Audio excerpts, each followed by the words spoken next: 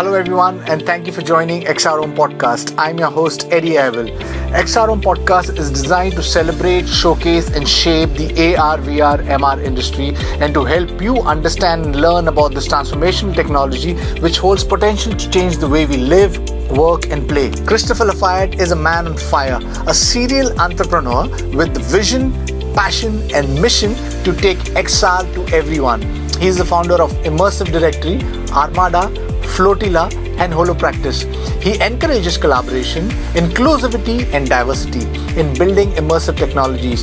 You see him on LinkedIn, Twitter and AR/VR conferences all around the world. He is brilliantly articulate and happy to call him a friend and an inspiration. Wish you enjoy the conversation. Thank you for joining XRM Podcast, Chris. Really appreciate this, you taking time out and doing this for us. So VR is looking nice. CES just got concluded. There's been some nice news in the CES. So where do you think VR is going to go in the year 2020? I think right now the most important thing that we should be looking at when it comes to VR, where I think it's going to be heading, is better content creation and development. Mm-hmm. We've had quite a few different headsets that have arrived in 2019. For the very most part, are very spectacular. We've just now developed what I consider sight. Even though XR is still in the womb, it's good for the time now present. And so with the headsets that have arrived, in which the companies that have made them have spent a lot of time in creating them, anywhere from the Index to the Quest to Vario, and there's so many more, good hardware deserves good content. And so a lot of platforms over the last 24 to 36 months, even though they've made really good content, it's not up to par with the standards of the headset. So I expect to see a lot more content arrive this year. Where do you think is a problem with the content? Because I mean, making content at this point in time, it's expensive, right? It's an expensive affair for building content. And right now, most of the bigger studios are waiting for the small players to kind of push drive the ecosystem, because like a player like a Facebook or maybe like a Microsoft, what they do is like they build the HMDs and they expect the young startups to kind of like push in the ecosystem and start building content. But at this point in time, do you see that there's like the distribution doesn't seem to be there in place. The monetization is still not there in place. And do you see those things as a problem? Because see, as a content creator, I mean, I have a content studio, right? I've been building content here in India for VR since early 2016. And my major drawback has been distribution and monetization. So do you think that is, as a problem, sir, it needs to be solved so that startups all around the world, developer, content creators says, okay, there's an opportunity. I mean, there's a hardware so that the consumers can go and buy that. And then I build content, and there is a legitimate, credible distributor platform, maybe like a Netflix. And so then I'll get a bit more. So do you see that there's a problem over there? In regards to what specific, Eddie? In regards to content creation, right? I mean, because if you create content and if there's no distribution platform and there's no monetization platform, how do I go about monetizing what I have built, right? I mean, and if there's no monetization, then I cannot sustain as a startup, right? Well, first off, I think there's too many go-to-market platforms coming out right now. Mm-hmm. Because we still, even as those in the developer community, even as artists, we have to do a better job in helping to explain to consumers and enterprises exactly what this technology is. We cannot approach XR like we did the mobile apps revolution. Be more conscious and considerate of what it is that we're building and who is it that we're building for. We still, even on a monocle level, really don't even understand the magnitude of what this hardware has on us as humans itself as far as using these headsets and these HMDs. And so right now I'm at about an 80% favorability for 80% experiential content. And I think we need to see anywhere between 20 to maybe 30% go-to-market content. To your point, a lot of platforms are figuring out how do we monetize. And now isn't necessarily the time for smaller companies to get in that don't have some type of resources for bootstrap capital, friends and family investment, or even some generous small seed to help them get by. Because what they have to understand is that you're entering to a market where the consumer doesn't necessarily know what it is that they need to look for, or what they should be looking for, even on the enterprise level. There's a lot more education that has to go through when it comes to that. Now, the content that needs to be developed really should be playing, especially for simulation training and education, and especially in the med tech arena, really needs to play on human factors, physiological, psychological fidelity, contextual, environmental fidelity, intentional and unintentional fidelity. It needs to be able to make sense, and it needs, most importantly, to be compelling. If you're going to go from one reality to another, you need to make sure that it's worth going from one reality stage to the other. If the content for training and education isn't as compelling as traditional settings, and there's no reason to use it at all. It's just another fun factor, but it's not necessarily something where people are definitively going to be learning. And at the same time, lastly, at the moment, we need to make sure that we have data in place, whether it's eye tracking measurement, experiential, and putting in the right type of protocols to be able to better understand if people truly are learning and on what level and what percentage. And I believe that we haven't done a great job with actually collecting, aggregating, and filtering, refining through that data so that we can begin to make necessary iterations for development. I completely agree with you that most of the startups, I guess, who start building content end up using VR as a novelty. And you rightfully said, I mean, data is so important. You need to figure out, I mean, if you're building content, you need to start collecting data. And you spoke about MedTech Arena. You have a startup which is called HoloPractice, which is push driving that ecosystem. Yeah, can you elaborate a little bit more on what HoloPractice is doing and what's the future for HoloPractice? HoloPractice is a medical immersive simulation incubator. So basically what we're doing is we're working with startups and platforms on the startup level and the enterprise level, and we're taking in those platforms, we're advising those platforms, and we within ourselves internally are building out our own type of experiential platforms as well. For example, one of the things that we just announced at the Stereopsa conference in Belgium, which was a fantastic experience, and being able to go there, was at Brussels. We talked about one of the projects that we're building, several projects that we have in stealth, but one of them is called the Immersive Womb, where we're creating a simulation of the conception to embryonic to fetal stage positioning, essentially the first and third trimester experience of what it is for someone to be able to look and explore inside the actual developing womb. Wow. Of a person that's in pregnancy, a woman that's in pregnancy in particular. So part of that is, what type of experience can we actually build when we're building on the senses? Because one of the things, Eddie, that we must understand, and like I said, we've just now developed sight, but virtual reality is not a single variable equation. Virtual reality is multivariate. That means when we deal with VR, we're dealing with sight, we're dealing with spatial sound, we're dealing with feel, haptics, you name it, smell. And so we just now developed that, but the content experiences of what the new HMDs, for example, when we look at the content that's coming, even in the medical arena, it really doesn't maximize and show forth the full power of what these headsets can do. And now, if the headsets just landed, for the very most part, in their solid refinement for 2019, that means the majority of the content creators are almost obsolete, and they're almost dealing in obsolescence. That means they need to come up and scale their content to complement that. A big problem with what I'm seeing right now in the medical arena in particular is, just because you can make it doesn't necessarily mean it's good for using.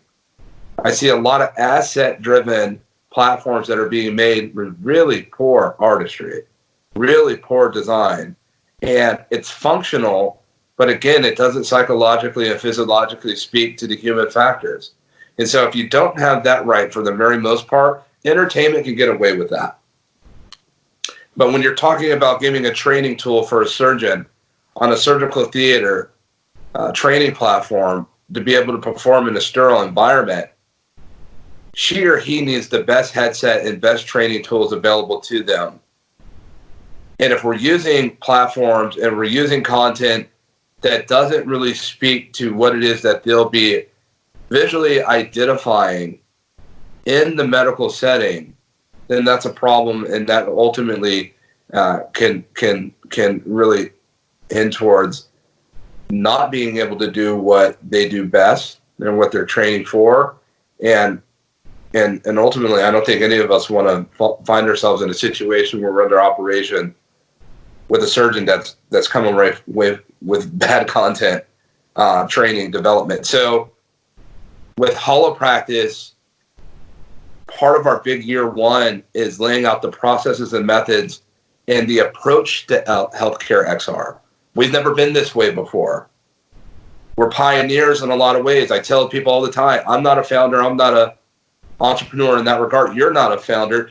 A lot of us are pioneers. You know, if I wanted to go start a bank and develop some type of bank, there's a blueprint from centuries on how to operate a bank. If I want to go start a restaurant, there's a ton of examples on how to go start a restaurant. But if I want to start a new XR platform, if I want to start a new AI platform, with the idea of progression and to eventually monetize, to get it where it needs to go for scale, there's not a lot of blueprint on that.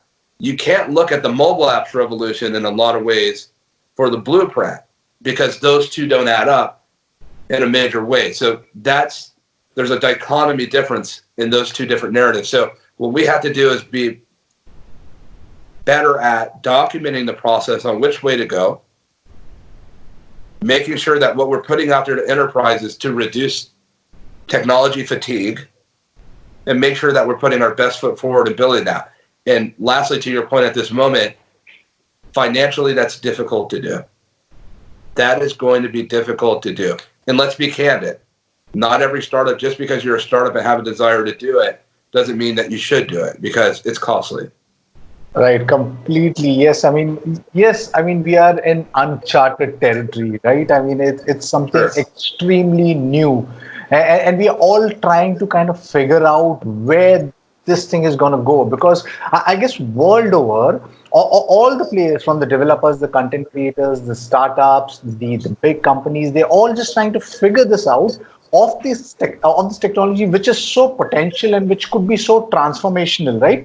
Right. So, and you rightfully said, I mean, for a startup who's starting in, I mean, you need to be very conscious about what you're building. You need to build something which adds value to the consumers right now and not be so into the future, because you need to be sustainable. If you're not sustainable, I mean, you're gone, right? So where do you see the future of AR, VR heading in the next 5 years? Within the next 5 years? Right. A really good question. I see a lot more designated spaces that have been developed in terms of holodecks, where it's dedicated specific places and residences and at commercial real estate properties.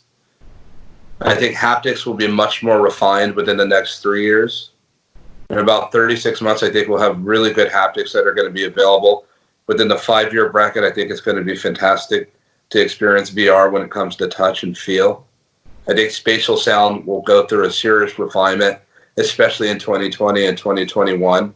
I think sound is going to be really complementary, because when the new content comes by, more sound and audio engineers will have better ways and better examples to be able to use the content for better discovery on best use case or best practices when it comes to audio, input and output. I think when we look at the advent of 5G, I think we're going to have more autonomy in using VR in places that we never necessarily thought we'd be using them. In tandem, I believe that we'll be using VR with AR glasses. I see that coming. When it comes to wearables and IoT, it's in terms of the ecosystem and the pairing of using such technology as spatial computing and XR, you're going to see a lot of that being worked with as far as within your wearable ecosystem that we'll all be walking around in. I think we're not going to see any significant leaps in 5 years. I don't see that coming to be. So we won't see any significant leaps in 5 years. I think if you look, for example, because most of the industry is still in the trough of disillusionment. Right. We see a few platforms. I see a few platforms that look like they're headed on their way to the plateau of productivity. I think Oculus Quest is one of them. When we look at the plateau of productivity, I think Quest is one of them.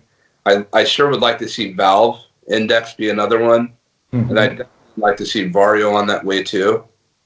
I think the problem with most of these platforms, including Quest, is that they don't have enough culture and eco-culture that's involved in its development.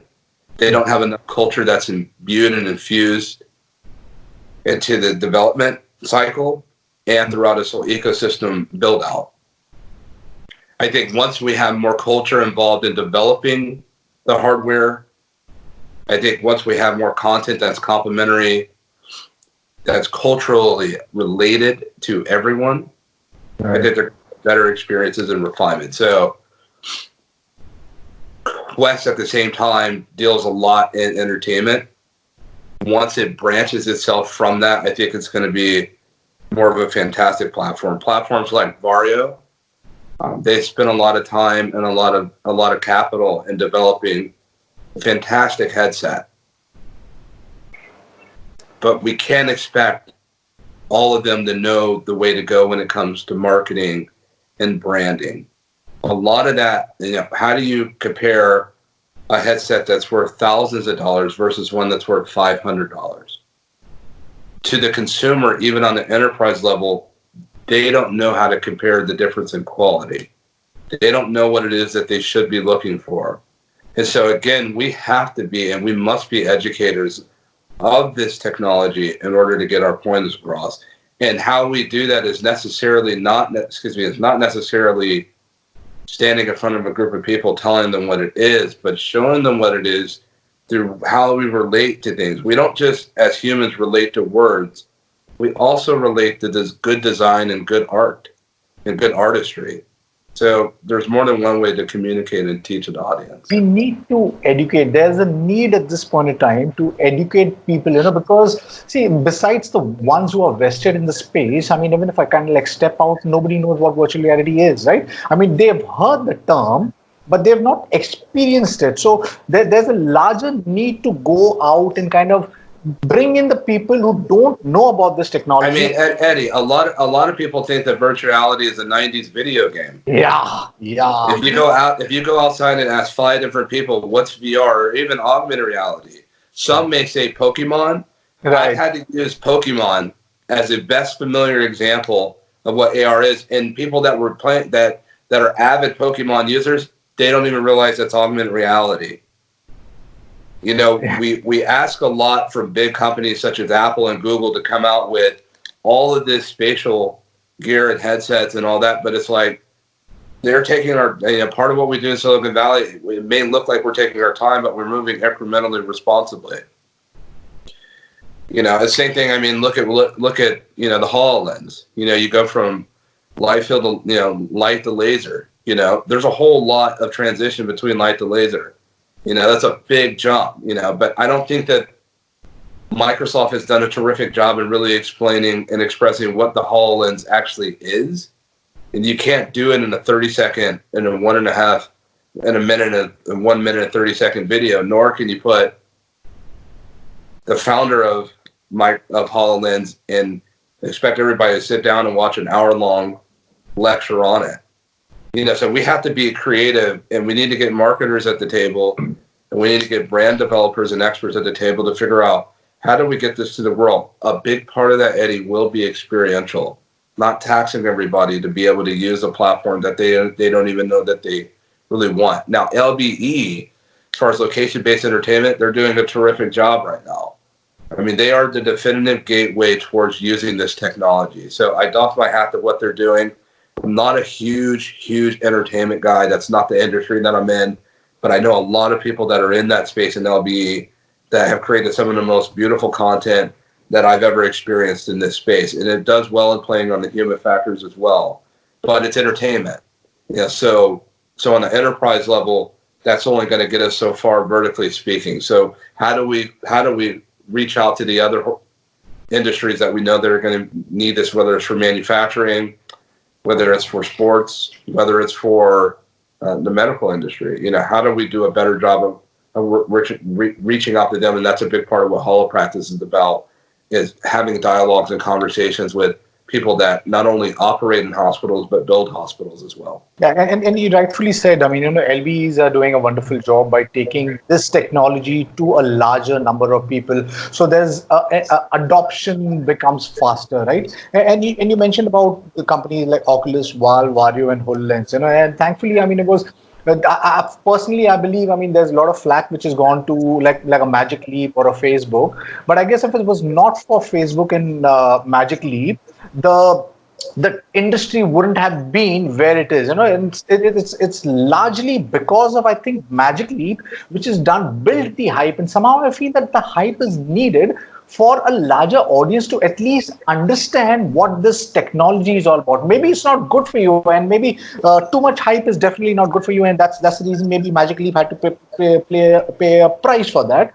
But I think they've done quite a decent job in taking out to the larger number of people what AR, VR, MR is. But on the same side, if you look at Microsoft, or maybe like a Vario, they are enterprise driven. All that they do is these annual conferences where they have like these, maybe just a talk about what the technology could do to enterprise, which doesn't go through a larger number of audience. So I personally feel that Oculus and Magic Leap has done a great job for the entire ecosystem to push the ecosystem forward.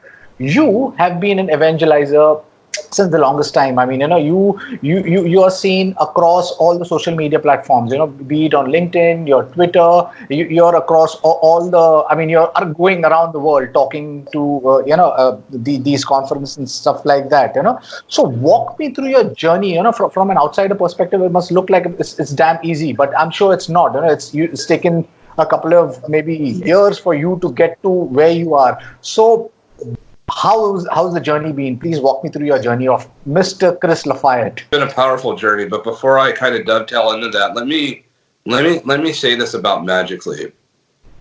Magic Leap's funded over $6 billion. It's the biggest funded startup in the history of time, and they're not meeting and reaching the goals that they've set for themselves.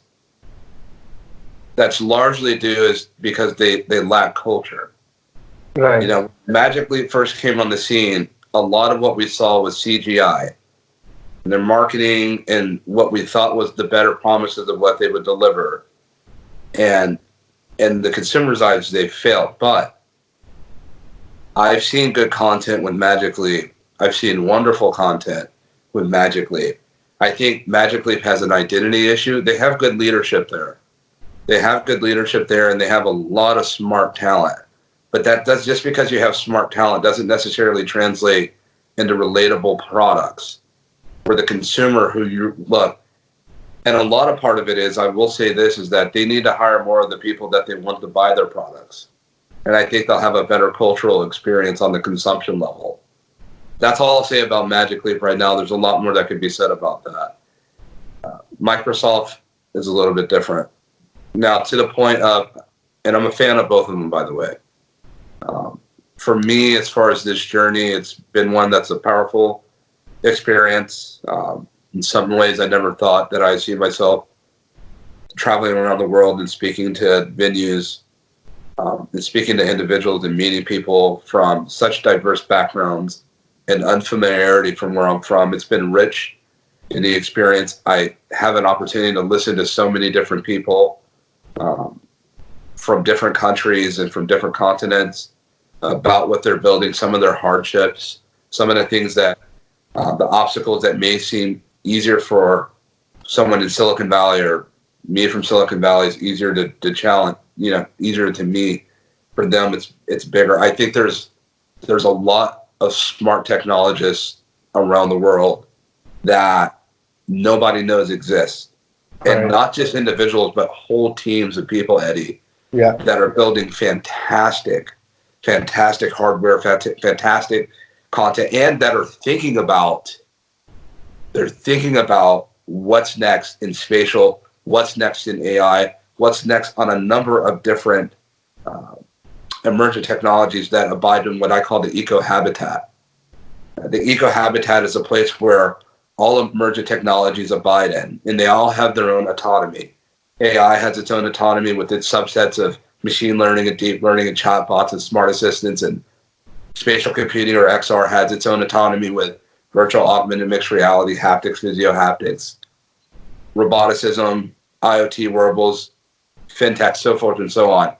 But what happens when these technologies begin to scale and grow as they are now? They're not new. This isn't new technology. My predecessors have been building this for decades. But what happens when these technologies begin to grow and scale and come together with what I call the merge pairing? On a morpho scale, we really don't know what that's going to look like with that type of cross-pollination, and looking at the technological convergence outcome of really what we're looking at is the fundamental foundations of the actual smart city. We don't know how it's going to behave. We don't know how it's going to breathe. We don't know how it's going to move. We don't know what it's going to smell like. So a lot of this is so unfamiliar arena that, again, what I've seen is what I've done is take a step back and take a step up and look at what's being developed and built now. And for the very most part, encouraging a number of different industries that if you're going to build artificial intelligence, make sure that you're building it unbiasedly. If you're going to extend reality, be sure to bring reality with it. That's really important, because if we don't, then we're not going to sell and hit the numbers that we want to hit in terms of on the consumer level, or on just, really wanting to get that type of income in for the growth that's necessary for any ecological system to thrive and survive on under the banner of technology itself. So for me, a lot of it has been listening and has been talking, but really taking leadership and taking the necessary approach to drive this entire industry. I'm not alone. There's other people out there, a lot of very capable women and men who are allies, and I'm allies with and familiar with, and some of them I'm not. But I have a really good support from a lot of different people. I hear from people all the time and that follow me, and there's a lot that they contribute to my understanding and growth when it comes to business, if you will. For me, it's all spiritual. That comes first, and that means the most to me. And to make sure that we're being good stewards, Eddie, of what it is that we're building and that we care. So that's my word for 2020 is care. Care more. Care more about what we build. Care more about who we build with. Care more about the people that are building things that are going to help you along your way in your journey. Care. Somebody has to care for what we're doing. And I see so much of that already, but let's put more emphasis on that. Care about, the planet that we're building in. All those things are important, and care for one another, Eddie. So true. I think we are at the cusp of some insane changes which is going to happen, which is technologically, the environment and things like that. And what we are building, I believe, will define our coming future, right? And I see all of these technologies converging together. You rightfully said, AI, your 5G, your cloud computing, your IoT, all of these going to come together and possibly maybe build something which is going to define our coming tomorrow. And we need to be so careful in building that. We need to, break out of silos functioning and kind of get everybody involved, all the countries involved, because you're the biggest proponent of build together. Do you think that, all your posts have it built together? And I see that, I feel that, because I feel that the future is collaborative. I feel that in another possibly 15, 20 years, we're going to go towards the hive mind where we all connect together and we build a good future. That's the only way we can build a good future. Otherwise, we go towards the dystopian side, right? Where everybody is working on silos and everybody is creating a arms race because people are creating artificial intelligence. To kind of like for wars and stuff like that. But the only way to like come together, to make a beautiful world, is when we come together. So, what, according to you, needs to be done to build a culture of inclusivity and diversity? What needs to be done? Well, I think first of all, there's a lot that you said there, and Eddie, the big part of it is identifying what I call eco-culture. Right. There's a great disconnect when we talk about diversity, and I've talked to a lot of diversity leads in Silicon Valley, and if you ask several different diversity leads in Silicon Valley, what's the definition of diversity? I guarantee you'll get 7 different answers for what that is. I think if we look at eco-culture, which really is the native state of what I call diversity, eco-culture is human characteristics permeated in and out technological ecosystems, or really human biological characteristics permeated in and out technological ecosystems. And we tend to look at Google as a company, as an inanimate platform, but it's an animate platform. Google is humans. Facebook are humans. Yeah. Apple are humans, but in tech, we have a tendency in the world, we tend to look at it as a machine. And it does function like a machine, but it's very much a human ecologically balanced and centered machine. And so the more that you add into an eco habitat or ecosystem, the more differences you add in there, the better your platform is going to be built and identified from other familiar characteristics that identify with a single part of that ecosystem, because it was built with familiarity from someone that comes from where they come from. No matter the color, no matter the gender, right? Yeah. It all matters. Everyone needs to contribute. And so when it comes to places like Southeast Asia and Asia, Europe, Africa, it's time for us to all start to build with our own autonomy, because the hive mind, when we start talking about communication, the biggest advancement that's been developed in technology over the last 10 years is communication. Right. There's nothing more advanced on the face of this planet than communication. That's been of the greatest benefit. The mere fact that you and I are sitting here on this call with the low latency levels, we couldn't have had this conference 10 years ago. You see Zoom. I mean, you see them all. You see Zoom and Blue Jeans and Hangouts and Skype and so many other different conferences. And we're able to communicate in ways and share files and information in ways we've never been able to. That's benefited the whole technology community, all the artist community, all of that. The cloud system, how we're able to operate, the way we're able to share.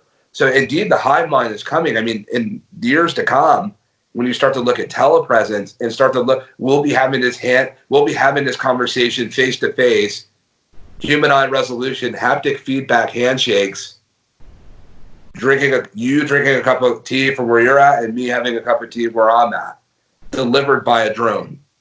So when you start thinking about what we're doing right now, Eddie, is we are the beginnings of that hive mind. We are contributing to that. And sometimes, as someone said a long time ago, someone I care for a lot, he said, sometimes you really don't know what you're in until you're out of it or look back on it to realize that you were in something. We're in that right now when it comes to communication, development, and collaboration. One of the reasons that I talk about Build Together is because I think that's the most essential thing that we could do, not just from a point of inspiration and enthusiasm or motivation.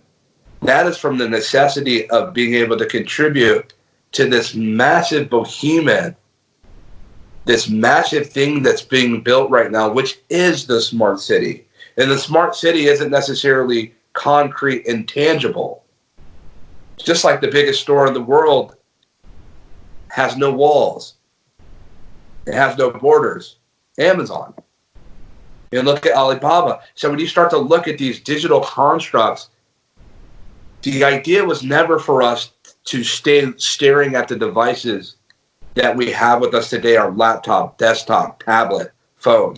The idea was to get inside of these devices and operate digitally within that. Even on the physical world, in the physical construct, everything is slowly, surely will become more smarter.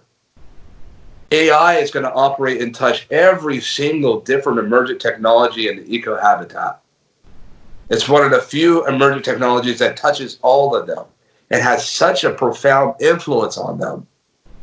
So the way that we buy and sell, the way that we trade, the way that we care, the way that we communicate, the way that we heal, the way that we perform surgeries, when it comes to robotic systems, when it comes to robots assisting surgeons, all of that's on the way. But if we don't have proper protocols and approaches to communication, if we don't have an Earth to be able to do it in the first place because of climate change or the need for climate correction, there's so many things that we're facing that are against us.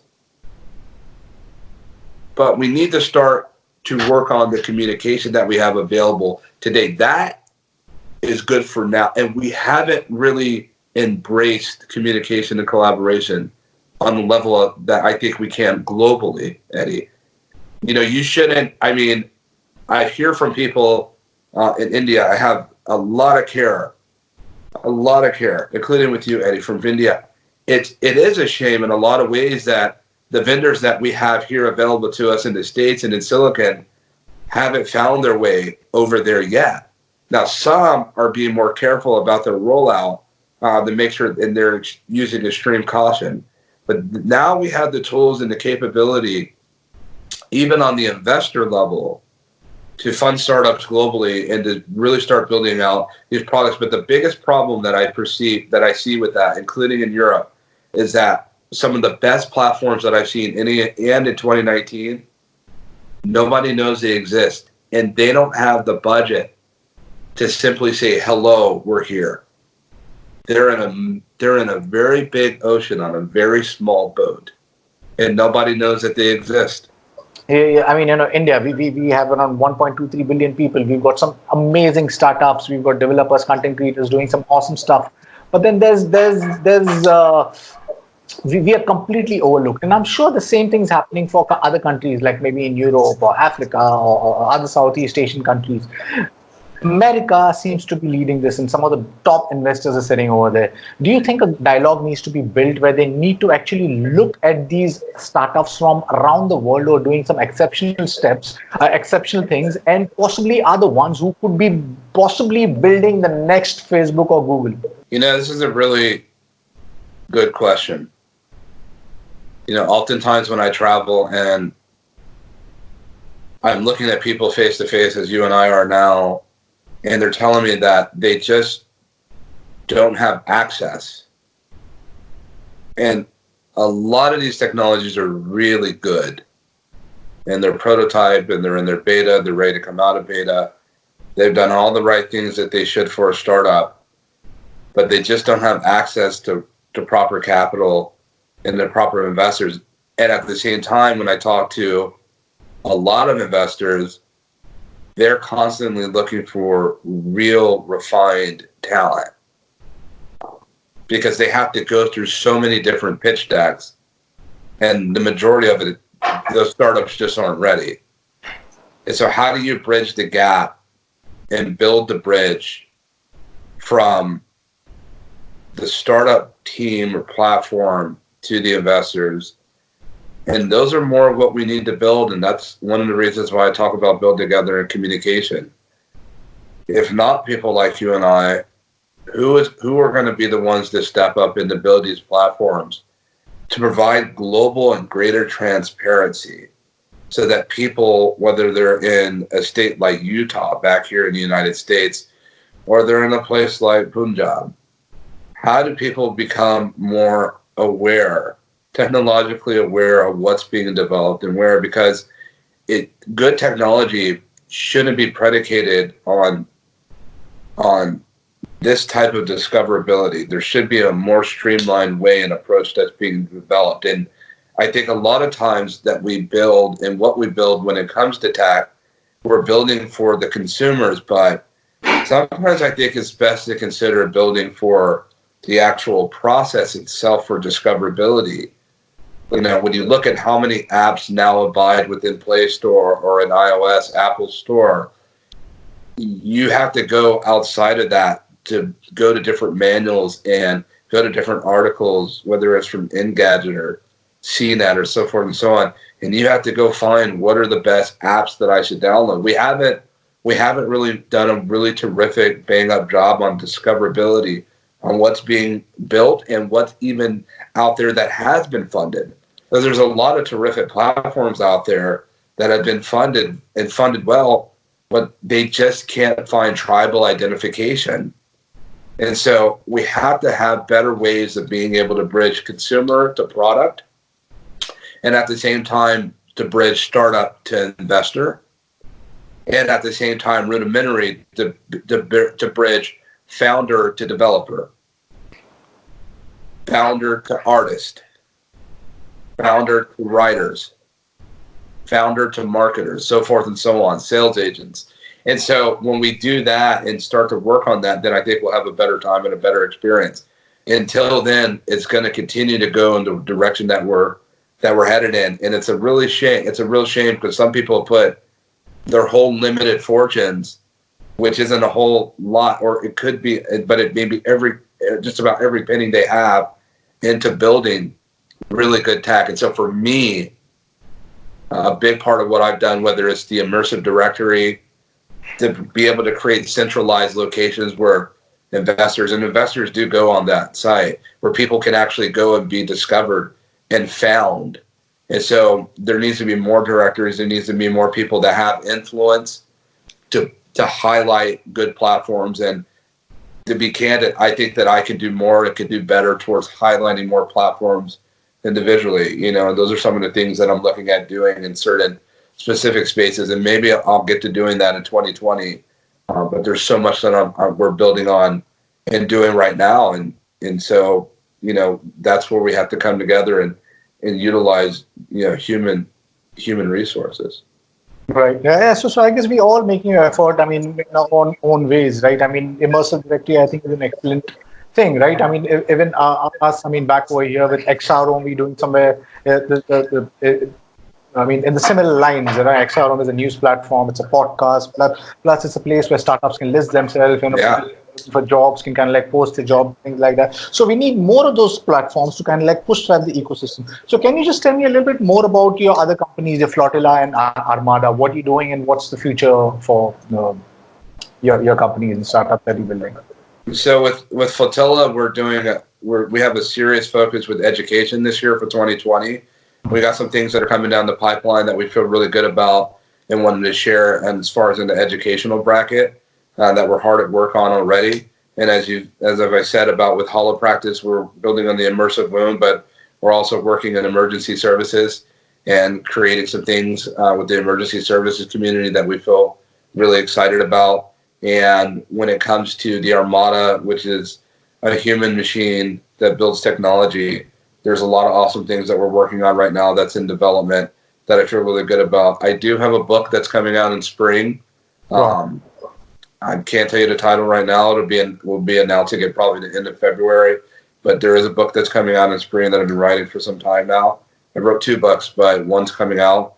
I'm looking forward to sharing that and making sure that people can have a better sense of where we're headed when it comes to technology for the future and the present time. And so right now, the big focus and industry-wide is taking advantage of sight when it comes to virtual reality, taking advantage of the incremental steps of AR Core and AR Kit when it comes to augmented reality, and content creation and content development, making sure that we're developing it right with good design and sound design.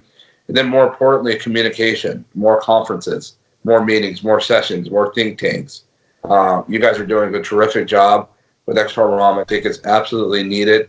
And I look forward to seeing your growth and scale, especially in India. I think of all Asia, I think your platform is going to be, one of the significant platforms to look out for in the coming years, Eddie.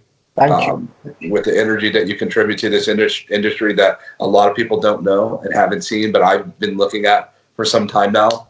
I think it's necessary that we have drivers and leaders such as yourself and people like you and I come together with other colleagues, with other people that are building to find out even better ways to explore the pathogens and the best approaches to communication to leverage other people's hopes and dreams and things that they want to build that can contribute substantively to this entire habitat. Thank you. Yeah, I mean, it was a pleasure talking to you, Chris, and best luck for your book. I mean, we look forward for your book. So before we end, I mean, where does Chris Lafayette go from here? What's the future for him, and what's the future for AR/VR? I think right now it's about when we're building the platforms that we're building, being that XR isn't the only technology that's emerging, we need to start thinking, how will our platforms interact with artificial intelligence, fintech, IoT, wearables, robots? We need to start thinking about how they interact with one another. So when you think about immersive technology, start thinking more on the lines of immersive intelligence. When you start thinking about fintech, maybe start thinking in lines of immersive fintech. Right? What does that world look like? When you start thinking about IoT and wearables, what does that look like with an artificially simulated, intelligent AI conduit that's part of it? Don't just build in the technology that you're building in. Build with technological convergence and the merge pairing in mind. And I think you will save yourself some time, and that you will save yourself or possibly save the future of your company, because if you're not doing it, other platforms will do it. And so for me, it's about continuing to move forward. And 2020 is a lot about climate change and climate correction and how we use technology to influence that. A lot of it is about the medical industry or health and wellness and what we're doing with spatial and AI and how we influence that industry and how we work with that industry. It might serve it, and it serves what we're doing. And then a lot of it is about promoting building together, about talking about these things, about living and doing the things that we're talking about doing, and to be able to create better forms of communication and to provide better transparency and information to audiences that don't necessarily know about what so many people that I know that are building, and to help them get an audience for discoverability and to continue to drive this industry with as much care that's needed. And so those are some of the things that I'm doing right now and that I'll be looking at. And then the far future of XR will be, I think ultimately it's going to come down to congregating in digital spaces. Right. Thank you, Chris. I mean, it was a pleasure talking to you. There's so much I got to know from you, right? You need to help each other, like you rightfully said, to grow the ecosystem, We live in a beautiful planet, and we all need to own up or take a responsibility, and if we want to make this planet better, not for ourselves, but the future generation. So we need to help each other and take care, because you need to take care in building the technology, because you need to understand that what we are building is we building for the future. It's for the future generation, for my kid, your kid, and the future, right? So yes, I mean the future is experiential, and the technology is converging, and you need to be sure about what you're building and make sure that you reach out to these other technologies and create that marriage, which creates a better future. So on that note, thank you for being part of XRO podcast. Really appreciate this. And to my listeners, if you like what or you see and hear, please press the subscribe button. I'm going to leave all the details of Mr. Chris down below so that you can reach out to him, and because it's about building a community. And until next time, see you guys. Bye bye. Thank you, Chris.